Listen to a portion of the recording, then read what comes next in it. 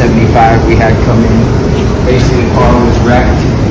It was already on the list, so basically what we've done is we've already pulled this section of the car once we took it apart. We couldn't find no convertible frames, so basically cut the section out of the frame that makes it convertible.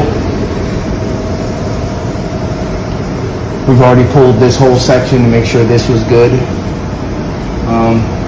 We'll switch out the frame, switch out the motor. As you can see, it's super bent.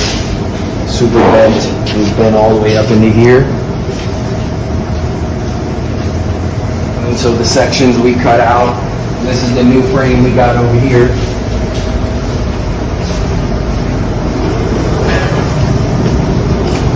And this is the new hardtop frame. Basically take those sections out of that frame and make it a convertible, and we'll section these in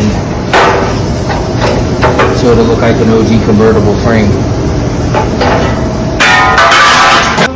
Alright, so here we go. We already did the frame rails on this. This is the frame for this car. We cut the sections out of it. We've welded the sections in. We're not finished welding yet. And basically, now we're going to start taking the car apart. Got Joel over here, snatching everything off the firewall.